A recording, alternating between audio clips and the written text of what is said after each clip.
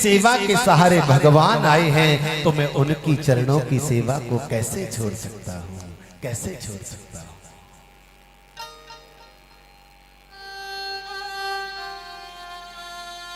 वास्तव में बड़ा दुख होता है जब आजकल पता चलता है कि वृद्धाश्रमों में जगह नहीं है।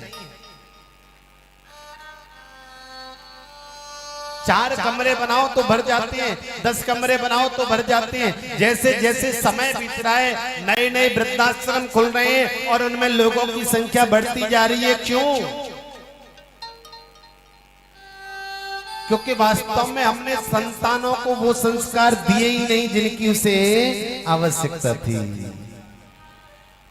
और ध्यान देना, ये मैं बहुत सही बात कह रहा हूं, निज अनुभव की बात कह रहा हूं। जितने भी वृद्धाश्रम में जाकर के देख लेना, रह कर के देख लेना, मैंने तो रहा है, देखा है उन लोगों को। ज्यादातर जो माता पिता के जो बच्चे होते हैं ना, उनके वो पढ़े लिखे योग्य बच्चे होते हैं जो माता पिता को वृद्धाश्रम भेजते हैं। क्या फायदा ऐसी शिक्षा का? किस काम की वो शिक्षा?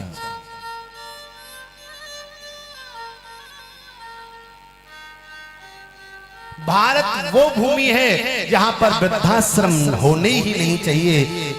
क्या एक बालक माँ बाप की सेवा नहीं कर सकता? जिसने तुम्हें लाल पाल करके इतना बड़ा कर दिया, उस समय किया जिस समय तुम्हें ना अपना पता था ना अपने जीवन का पता था। उस परमात्मा के चरणों का ध्यान करके माता पिता ने अपने जीवन को न्यौछावर करके तुम्हें पाला। क्या तुम उन्हें नहीं पाल सकते?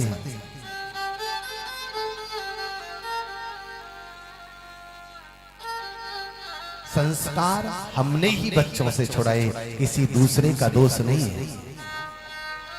हमने उन्हें संस्कारों से दूर रखा और उसी का परिणाम है कि बच्चे हमसे ही दूर हो गए।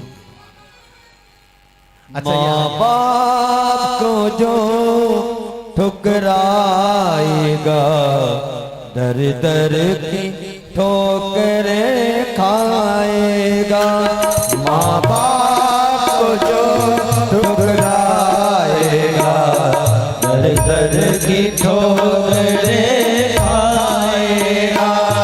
माँ बाप को जो ठुकराएगा, दर दर की ठोकरें खाएगा। माँ बाप को जो ठुकराएगा, दर दर की ठोकरें खाएगा। माँ बाप को दुख देने वाला, माँ बाप को दुख देने वाला, सुख चैन कहाँ से पाएगा। माँ बाप को जो ठुकराएगा, दर दर की ठोकरें खाएगा। माँ बाप को दुख देने वाला, माँ बाप को दुख देने वाला, सुख चैन कहाँ से पाएगा। माँ बाप को जो ठुकराएगा, दर दर की ठोकरें खाएगा। दर दर की ठोकरें खाएगा। दर दर की ठोकरें खाएगा। दर दर की ठोकरें खाएगा।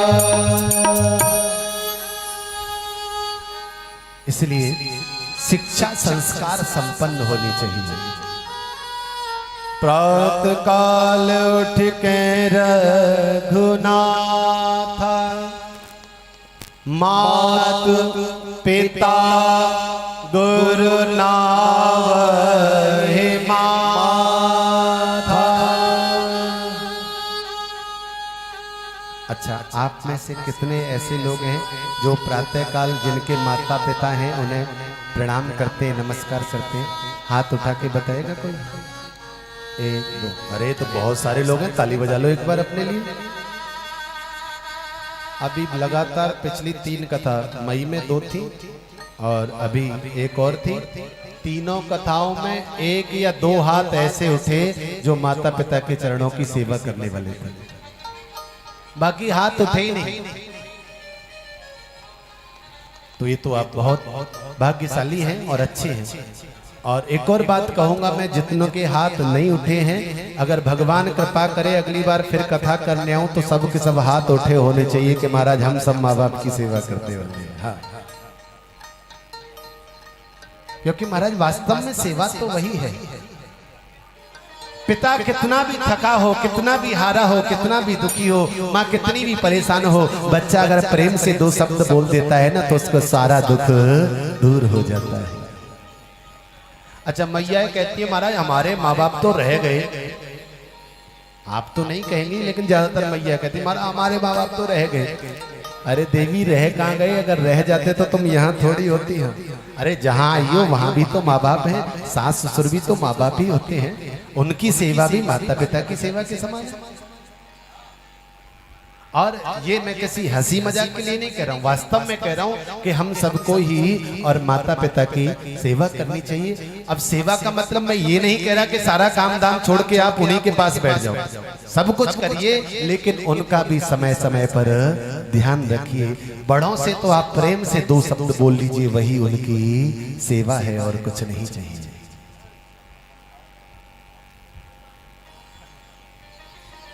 आजकल हमारी परिपाटी बदल गई, संस्कार बदल गए, सभ्यताएं बदल गई।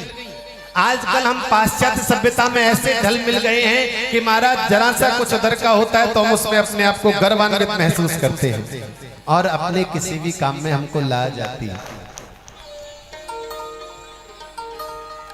एक जगह में कथा सुना रहा था, उन्होंने एक बढ़िया एक श्लोक मुझे बताया था, दोहा, वो मैं हर जगह गाता हूँ, आपको यहाँ जरूर सुनाऊंगा।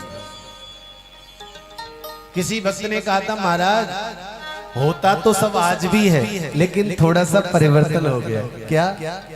बोल महाराज पहले क्या होता था? गीता पाठ, रामायण पाठ, भागवत पाठ, प्रातःकाल स्नान ध्यान के बाद। आज भी लोग करते हैं, ऐसा नहीं कि अभी नहीं करते, कुछ लोग करते हैं। पहले ये होता था, आजकल महाराज दूसरा पाठ होता है। क्या? बोले पाठ करें अखबार को। वैसे समय नहीं होगा व्यक्ति के पास, लेकिन सुबह सुबह न्यूज़पेपर पढ़ने के लिए पूरा समय होगा, आधा घंटा तो कम से कम चाहिए साहब। हाँ, कि पाठ करे अखबार को और भरे चाय के घूंट। और अखबार भी सूखा सूखा नहीं, बोले कम से कम चाय साथ में होनी चाहिए और एक कप चाय आधा घंटे तक चलनी चाहिए। हाँ, चाय की चुस्की के साथ में अखबार पढ़ो, आहा का पूछो। कि पाठ करें अखबार को और भरे चाय के घूंट। हवन तो होता है महाराज, लेकिन वो स्वाहा स्वाहा वाला नहीं होता है। तो क्या? बोले हवन करें सिगरेट को, सो भैया ये कलयुग के यज्ञशाला में से धुआं नहीं निकलता तो क्या? बोले उनकी जो मुखशाला है उसमें से धुआं निकलता है। हाँ, ये कलयुग के प्राणी है। खैर आप तो ऐसे नहीं होंगे, आप तो सब अच्छे संस्कार संपन्न लोग होंगे। हाँ, क्योंकि लोही गांव तो संस्कार वालों का है पहले से ही। हाँ,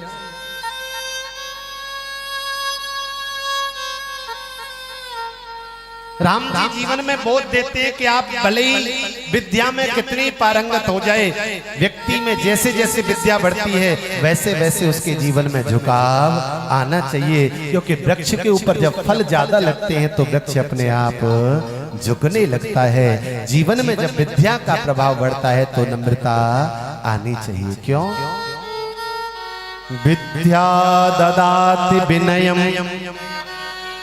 विनयम ददाति पात्रताम, पात्रत्वा धनमाप्नोति, धनात् धर्मं ततः सुखम। नीति कहती विद्या ददाति विनयम, जब जीवन में विद्या आती है तो फिर विनय आता है, नम्रता आती है। और जब विनय नम्रता आती है तो फिर जीवन में पात्रता आती है, और जब आपके जीवन में पात्रता आती है तो आप धन कमाते हैं, और जब धन कमाते हैं तो कमाए हुए धन से जब आप धर्म करते हैं तो आपके जीवन में सुख होता है, आनंद होता है। ऐसा राघव सरकार का ये सुंदर चरित्र। आए ठाकुर जी थोड़े से और बड़े